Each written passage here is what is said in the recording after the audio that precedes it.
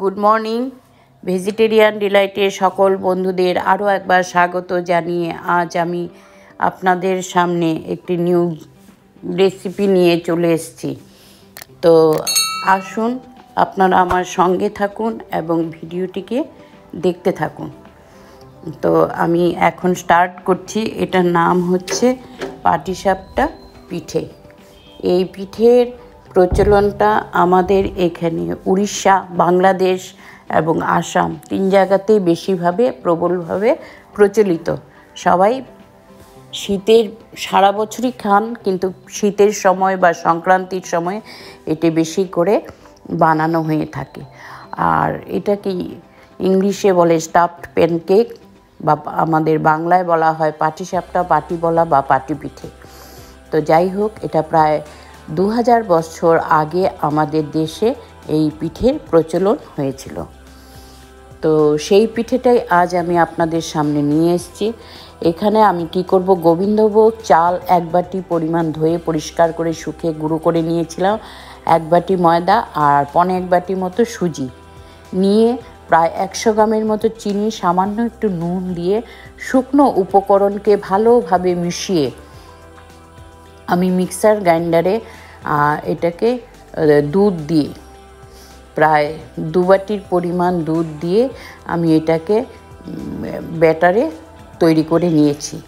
তারপর ঢেলে একটা বাটিতে মিক্সার গ্রাইন্ডার থেকে ঢেলে সামান্য একটু নুন আর হাফ টিস্পুন দিয়েছি, কী বলে, হাফ টিস্পুন দিয়েছি বেকিং পাউডার দিয়ে, আরও একটু হুইস্কার দিয়ে এটাকে নেড়ে আমি ব্যাটারটাকে তৈরি করে নিয়েছি।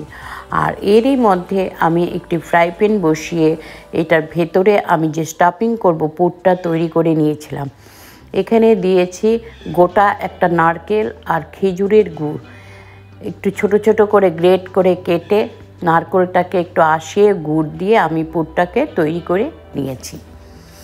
তারপর এখন আমি কি করব, ফ্রাই প্যান একটা গ্যাসে তাওয়া বসিয়ে একটু অয়েল ব্রাশ করে ব্যাটার 1 চামচ পরিমাণ করে ব্যাটার দিয়ে দিয়েছি একটা হাতার সামনে দিয়ে। যখন উপর দিকটা একটু শুকিয়ে আসবে বা ফ্রাই হয়ে যাবে, তখন আমি এখানে নারকেলের পুরটা এই পিঠের মাঝখানে দিয়ে তারপর আমি এটাকে একটা ছেনি বা হাতার সাহায্যে এটাকে ফোল্ড করে দেব, দিয়ে একটু এপিট ওপিট ভেজে তারপর নামিয়ে নেব। এইভাবে আমি প্রত্যেকটা পিঠে দেওয়ার আগে ব্যাটারটাকে একটু নেড়ে নেব। তাওয়ার মধ্যে সামান্য একটু অয়েল ব্রাশ, খুব বেশি করতে লাগে না, ব্রাশ করে নেব, রিফাইন অয়েল, সাদা তেল ব্রাশ করে তারপর বড় হাতাতে 1 হাতা পরিমাণ ব্যাটার ঢেলে দিয়ে তাওয়াটাকে একটু নাড়াবো। নাড়িয়ে যখন দেখব দুটো সাইড আমার ফ্রাই হয়ে গেছে, তখন পুরটা আমি এটার ভেতরে দেব, দিয়ে তারপর আবার ফোল্ড করে দেব। এইভাবে করে আমি সম্পূর্ণ পিঠা একটা একটা করে ভেজে তুলে নেব। এটা খুব বেশি সময়ের দরকার পড়ে না, হ্যাঁ, শুধু জিনিস বা পিঠেটা তৈরি করার জন্য যেটুকু সময় দরকার, বানাতে একদমই সময় লাগে না। তো যাই হোক, এই সুস্বাদু পিঠেটা আমার খুব অনায়াসেই চটজলদি তৈরি হয়ে গেছে বন্ধুরা। আমি এখন এটাকে একটা প্লেটে নামিয়ে নেব। তো আমি আশা করব আমি এই পিঠেটা যখন তৈরি করেছিলাম আপনারা আমার সঙ্গে ছিলেন, ভিডিওটা দেখেছেন, আর আশা করব যদি ভালো লেগে থাকে তাহলে অবশ্যই একটা লাইক, শেয়ার, কমেন্ট করে দেবেন। আর আমার এই চ্যানেলে নিত্য নতুন এইভাবে রেসিপি পেতে হলে আপনারা চ্যানেলটাকে সাবস্ক্রাইব করবেন এবং পাশে থাকা বেল আইকনটি প্রেস করে দেবেন। তাহলে এটার অল নোটিফিকেশনটা অন করে দিলে সমস্ত নতুন রেসিপি আপনাদের কাছে সহজেই পৌঁছে যাবে।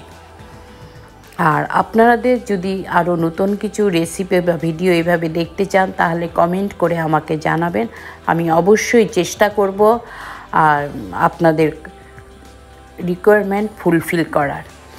আর আপনাদের কেমন লাগলো, ভালো লাগলো, মন্দ লাগলো, সমস্ত কমেন্টের মাধ্যমে আমাকে জানাবেন। আমি আপনাদের সমস্ত কমেন্টগুলি পড়ি, আমার ভীষণ ভালো লাগে, আমাকে আরও উৎসাহিত করে। তো আজ আসছি বন্ধুরা, আমি আবার আসবো আপনাদের মধ্যে নতুন সময় নতুন ভিডিও নিয়ে। ততদিন আপনারা সুস্থ থাকুন, ভালো থাকুন।